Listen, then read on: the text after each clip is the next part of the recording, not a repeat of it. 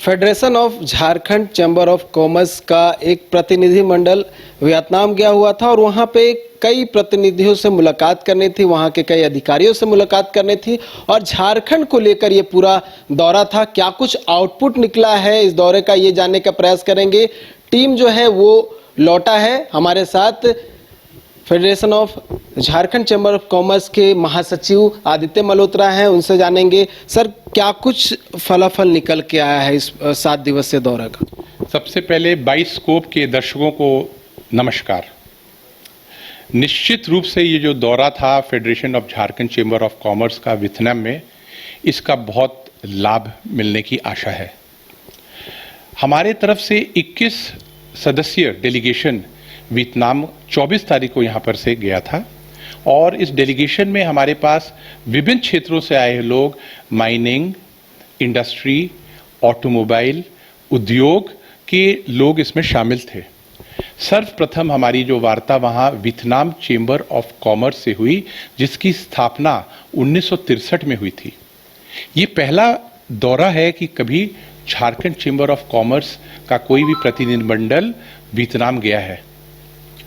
Vietnam आज एक बहुत उभरती हुई इकोनॉमी के रूप में देखा जा रहा है।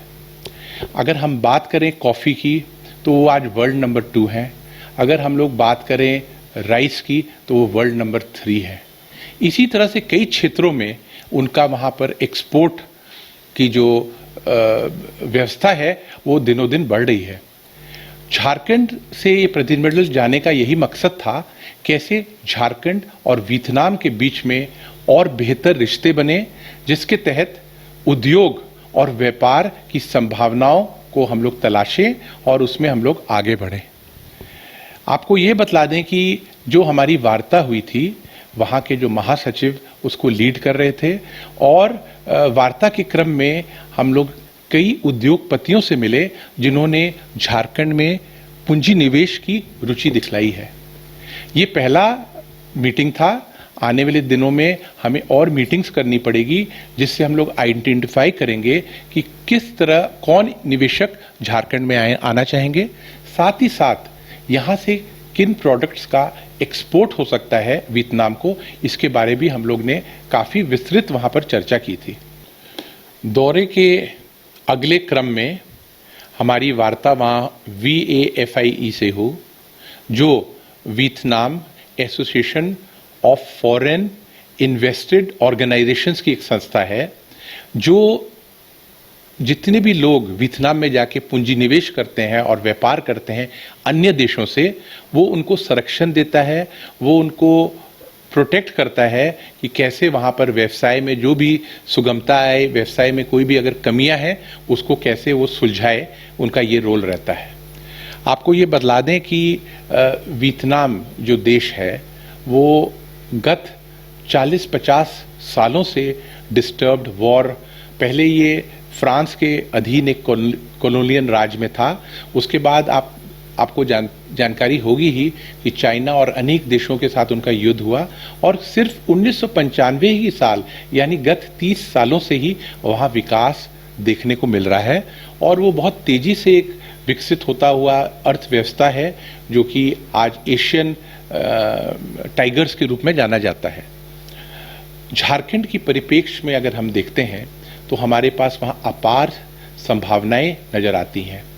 झारखंड से फार्मा, मोटर पार्ट्स और यहाँ से कई ऐसे चीज़ें हैं जो हम लोग झारखंड से वहाँ एक्सपोर्ट कर सकते हैं। खासकर मिनरल प्रोसेसिंग इंडस्ट्री का वहाँ पर संभावना है। वहाँ पर शेलेक हम लोग यहाँ से एक्सपोर्ट कर सकते हैं। और आपको बतला दें कि वहाँ जो हमारी वार्ता हुई उसके क्रम में कई ऐसे बिंदु हैं जो वियतनाम से यहाँ पर एक्सपोर्ट होते हुए भारत में भी लाए जा सकते हैं। तो ये बायलैटरल ट्रेड की बात वहाँ पर हुई है और हम बहुत आशान्वित हैं कि आने वाले दिनों में हमारा जो संभावनाएं हम लोग ने तलाशी हैं, तो हमारा व्यापार वियतनाम से अवश्य बढ़ेगा ही। कुछ ऐसी चीज़ें जो कि झारखंड से हम सप्लाई कर सकते हैं वियतनाम में, या फिर वहाँ से कुछ जो है इंपोर्ट कर सकते हैं हम?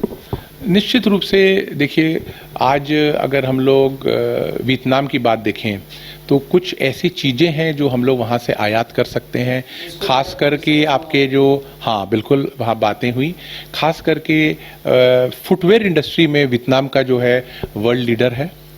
और आपको बतला दें कि सैमसंग कंपनी की भी सबसे बड़ी इकाइयाँ जो हैं वो वियतनाम में ही पाई जाती हैं। तो कुछ ऐसे बिंदु हैं जिसके तहत हम लोग वहाँ से इंपोर्ट भी कर सकते हैं। देखिए, इस दौरा का प्रथम मकसद तो ये था कि कैसे झारखंड से वियतनाम के साथ हमारा व्यापार बढ़े और कैसे झारखंड में हम लोग निर्यातक तैयार करें जो यहाँ से झारखंड से वियतनाम को निर्यात करें। यहाँ के प्रोडक्ट्स जो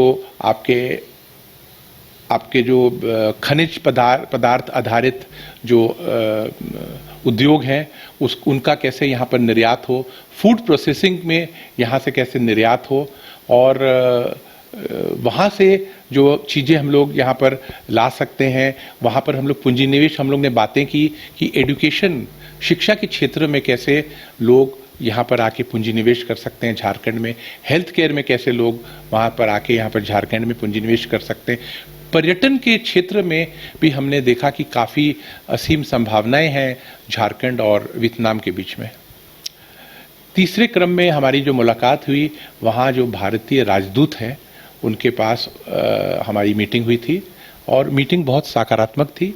हम लोग ने बहुत सारी पहलुओं पे वार्ता की कि कैसे झारखंड और वियतनाम का जो है व्यापार बढ़ सकता है, और इसके तहत हम लोग ने ये भी कहा कि अगर हम लोग कोई इन्वेस्टर समिट करते हैं, जाते हैं वियतनाम में, तो हमें पूरा सहयोग मिलेगा वहाँ के दूतावास से। और उन्होंने जो वहाँ पर जो एम्बेसडर थे, उन्होंने हमें ये इससे भी अवगत कराया कि वियतनाम में किस तरह की चीज़ों का जो है हम लोग झारखंड से निर्यात कर सकते हैं, वहाँ किस तरह की चीज़ों का आयात होता है, इसके ऊपर भी विस्तृत हमारी वार्ता हुई थी। कुछ हुआ है वहाँ पर? हाँ, चौथे क्रम में जो हमारी जो मीटिंग वहाँ पर हुई थी वो Indian chamber of commerce in Vietnam, INCHAM बोलते हैं उसको, उनके साथ हमारी एक बहुत वृहद जो है वार्ता हुई, जिसके तहत यहाँ जिसका जो मुख्य उद्देश्य ये था कि झारखंड से कैसे एक्सपोर्ट बढ़े, कैसे यहाँ से जो हम लोग अधिक से अधिक तरह की चीज़ों को वियतनाम में हम लोग एक्सपोर्ट करें।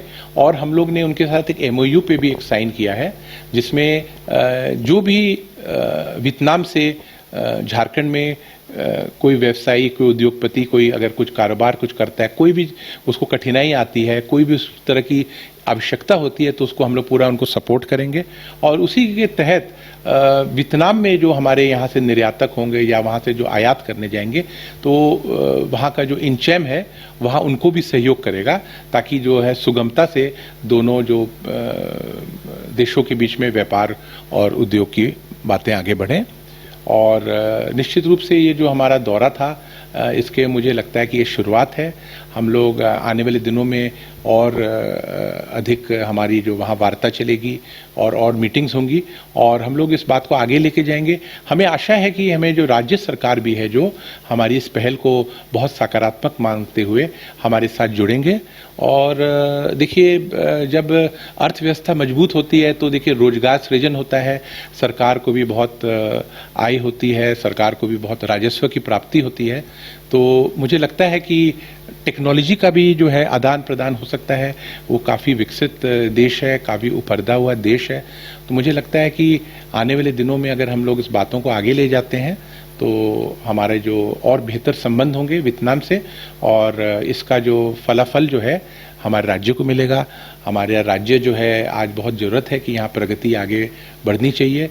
अगर हम देखें तो वियतनाम का जो पिछले 30 सालों का जो समय था, उसमें जिस तरह से लंबी छलांग लगाते हुए उनकी अर्थव्यवस्था आज हमारे भारत के परिप्रेक्ष्य में 1.5 है। तो एक तरह से स्टडी के समान हो गया कि किस तरह से उनका जो इंफ्रास्ट्रक्चर डेवलप किया, इकोनॉमी किस तरह से डेवलप किया, वो 30 साल में वो अगर स्टडी हो जाता तो झारखंड भी उस तरह से डेवलप। आप देखिए कि एक छोटा सा देश जो ग्रसित रहा इतने सारे युद्ध में, और उसने देखिए ऐसे कैसी चीज़ों को चुना जिसके वर्ल्ड रैंकिंग में अब उनका नंबर आ रहा है। कॉफ़ी में वे वर्ल्ड नंबर 2 हैं। अगर आप देखें टेक्सटाइल्स में वो कितना आगे बढ़ रहे हैं। अगर आप इसका देखें बैम्बू जो है, जो बांस है, बांस का किस तरह से उन्होंने अपनी एक अर्थव्यवस्था बांस के ऊपर बनाई है। बैम्बू आधारित उनके जो टेक्सटाइल्स है। और एक वहाँ पर बड़ी एक अच्छी बात देखने को आई, वहाँ स्वच्छता और जिस तरह से वहाँ पर पर्यावरण के प्रति लोगों का जो रुझान है। सड़कों पे हमने देखा कहीं पर भी मुझे कुछ गंदगी नज़र नहीं आई। और एक ये हमारे लिए एक सीखने की बात रहेगी हमारे झारखंड की परिप्रेक्ष्य में कि उनका जो सोच है वो कितना फ्यूचरिस्टिक है। वो आने वाले समय के बारे में सोच रहे हैं, प्लानिंग कर रहे हैं। उनके जब बंदरगाह हम लोग ने देखा तो कहीं से भी मुझे नहीं लगा कि वो कोई भी विकसित देश की बंदरगाह से कम है। और लोगों में जो उत्साह है और लोगों के में जो अपने देश के प्रति प्रेम है और मैन्युफैक्चरिंग हब है जो वियतनाम है। आज आप देखते हैं कि टेक्सटाइल्स में भी इनके पास दुनिया के तमाम देशों पे उनका एक्सपोर्ट होता है। और वहाँ पर कॉफ़ी का जो है विशेष हमने देखा। और हमने देखा राइस, चावल में वो आज विश्व स्तर पे नंबर 3 पे हैं।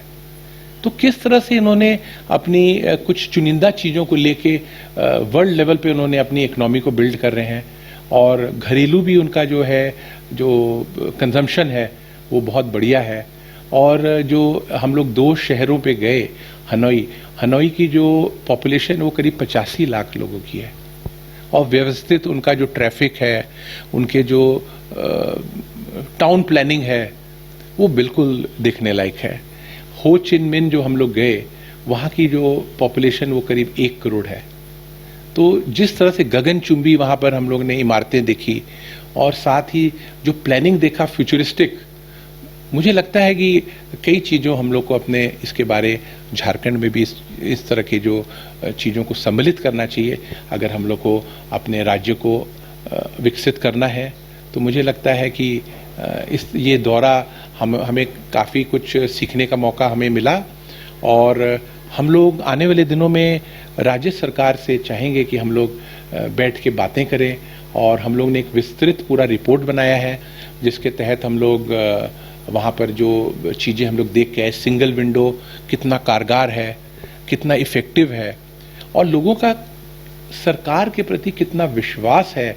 और समय की पाबंदी, वहाँ पर जो डिसिप्लिन देखने को आया, मुझे लगता है ये सब जो अनुकरणीय है और हमारे राज्य में इसकी बहुत सारी ज़रूरत है। और जैसे हमारे माननीय मुख्यमंत्री कुछ दिन पहले विदेश दौरा में भी गए थे पूंजी निवेश लाने के लिए। तो मुझे लगता है कि आने वाले दिनों में एक अगर हम लोग इन्वेस्टर समिट के रूप में एक डेलीगेशन जाता है जिसमें हमारे सीएम भी जाते हैं, तो मुझे लगता है कि हम लोग ने पहल कर दी है। और दोनों जो देशों में आज काफ़ी समानताएं हैं और काफ़ी हमें लग रहा है कि संभावनाएं जो हम लोग देख के आए हैं, मुझे लगता है कि इसका लाभ हमारे राज्य को लेना चाहिए और हमारा राज्य और प्रगति करे, यही आशा से हम लोग वहाँ पर दौरा करने गए थे। इस दौरा का लाभ झारखंड को मिलेगा। कई चीज़ें हैं जिसका इंपोर्ट और एक्सपोर्ट हो सकता है। टेक्नोलॉजी के अगर चीज़ों को समझे तो टेक्नोलॉजी के लेकर भी बहुत सारे जो चीज़ें हैं वो समझी जा सकती है और यहाँ पे भी अपनाई जा सकती है। साथ ही इंफ्रास्ट्रक्चर की बात कर ले, इकॉनमी की बात कर ले, तो कई चीज़ों को डेलीगेशन ने वहाँ पे समझा है। साथ ही बहुत सारे लोगों से मुलाकात भी हुई है, एमओयू भी हुआ है। तो हो सकता है कि इसका लाभ जो है आने वाले समय में झारखंड को मिलेगा। स्टेट गवर्नमेंट क्या कुछ करती है ये भी देखने वाली बात होगी और किस तरह से वियतनाम से सीखते हुए झारखंड उन चीज़ों को अपनाती है और अपने इंफ्रास्ट्रक्चर को, अपने इकोनॉमी को डेवलप करती है। न्यूज़ बाइस्कोप ले कैमरा पर्सन उत्तम के साथ नीरज कुमार, रांची। झारखंड में पहली बार मजा लीजिए क्रेजी रिवर का। प्राकृतिक वादियों के बीच 6 एकड़ में बने वाटर पार्क का आनंद पूरे परिवार के साथ लें।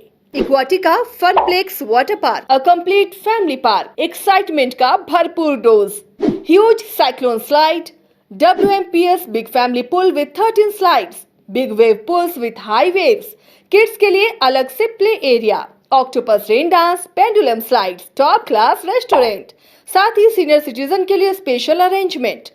पूरी फैमिली के साथ बिताएं दिन भर मस्ती के पल। इक्वाटिका funplex water park near Remta dam, चुकरू मोड़, रांची।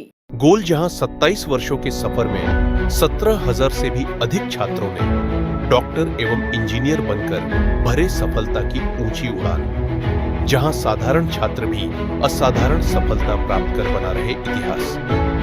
दूरदर्शी शिक्षाविद श्री विपिन सिंह के मार्गदर्शन में मेडिकल एवं इंजीनियरिंग के लाखों छात्रों के लिए आशा की किरण के रूप में गोल्ड रिजल्ट फैक्ट्री। घर रहने का मकान भर नहीं, ये खुशियों की तिजोरी है।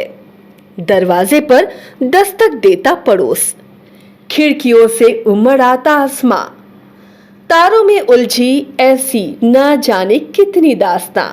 कहती हैं चले डायमंड सिटी, एक सफर हम सफर के साथ अपने घर तक।